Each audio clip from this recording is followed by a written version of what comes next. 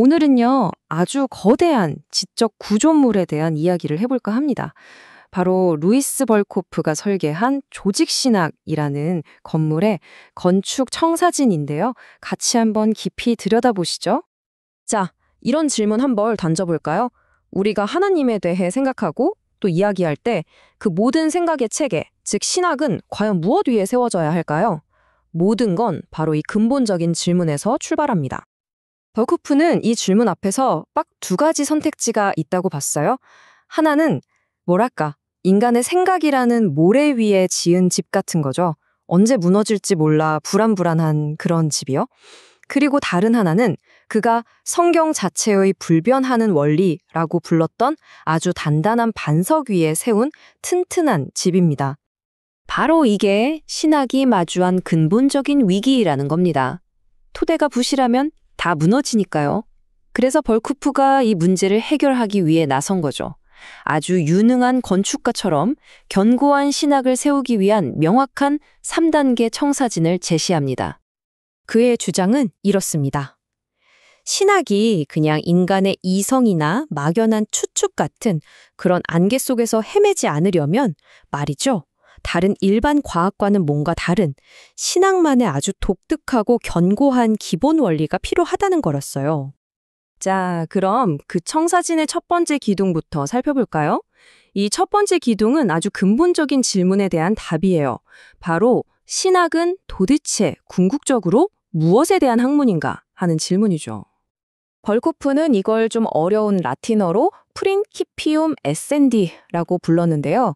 이게 뭐냐면 존재의 원리라는 뜻입니다. 이름 그대로예요. 신학의 모든 것이 시작되는 바로 그 궁극적인 실체, 하나님 자신을 가리키는 거죠. 근데 여기서 진짜 중요한 게 있어요. 이 존재의 원리라는 게 그냥 뭐 추상적인 철학 개념 같은 게 아니라는 겁니다. 신학은요, 살아계시고 능동적으로 활동하시고 또 완벽하게 자기 자신을 아시는 바로 그 하나님으로부터 출발한다는 뜻이니까요. 이게 무슨 말이냐면 신학은 우리가 머릿속에서 만들어낸 학문이 아니라는 거예요.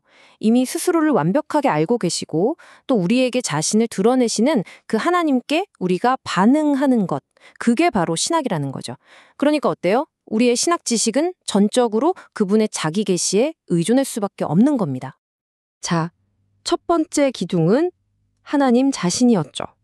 그럼 이제 두 번째 기둥으로 넘어가 볼게요. 하나님이 모든 지식의 근원이시라면 우리는 그 지식에 어떻게 객관적으로 확실하게 접근할 수 있을까요?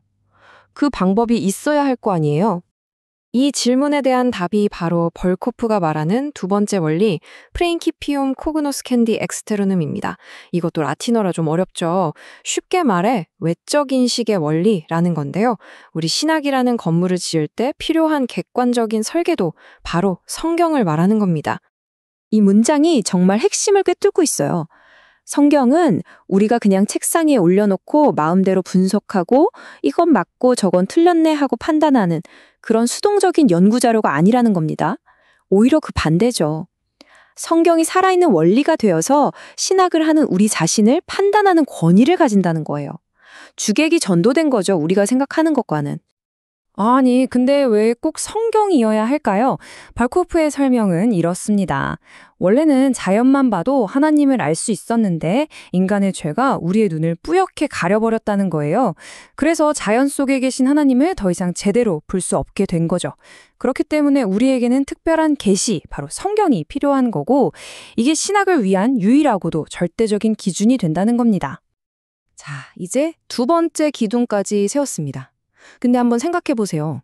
아무리 완벽한 설계도, 즉 성경이 있어도 정작 건물을 지어야 할 건축가가 그 설계도를 읽어낼 능력이 없다면 아무 소용이 없겠죠.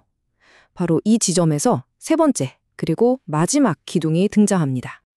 이게 바로 프랭키피움 코그노스캔디 인테루눔, 즉 내적 인식의 원리입니다. 이름에서 알 수 있듯이 이번엔 우리 안의 문제예요. 설계도를 읽고 이해해야 하는 바로 그 사람, 즉 우리 자신의 문제를 다루는 원리죠.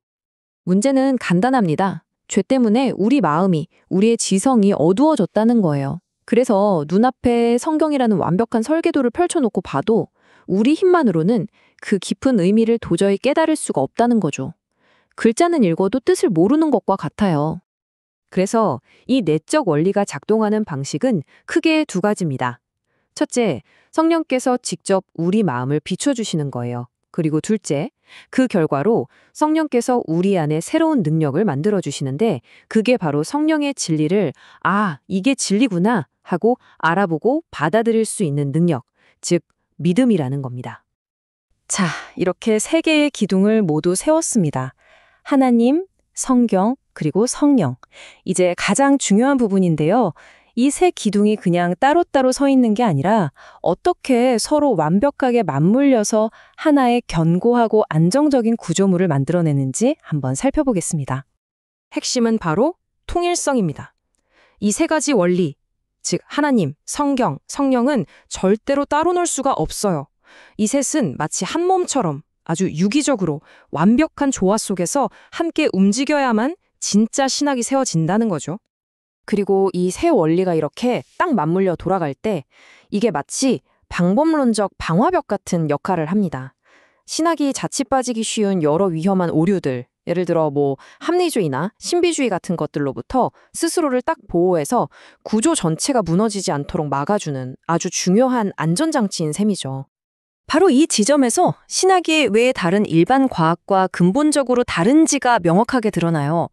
그 결정적인 차이는 바로 세상을 이해하고 탐구하기 위해 사용하는 우리 안의 도구, 즉 내적 원리가 완전히 다르다는 점입니다. 자, 이 표를 보시면 한눈에 정리가 되실 겁니다. 한번 보세요. 신학이나 일반 과학이나 모든 존재의 근원, 즉 존재의 원리는 하나님으로 동일해요. 하지만 그 다음부터 갈라지죠. 무엇을 연구 대상으로 삼는가, 즉 외적 원리에서 신학은 성경, 과학은 자연세계를 봅니다. 그리고 가장 결정적으로 그것을 이해하는 내적 원리에서 신학은 성령으로 말미암는 믿음을, 과학은 인간의 이성을 사용한다는 점에서 길이 완전히 나뉘는 거죠. 결국 벌코프가 제시한 이 청사진은 우리에게 이런 생각을 하게 만듭니다.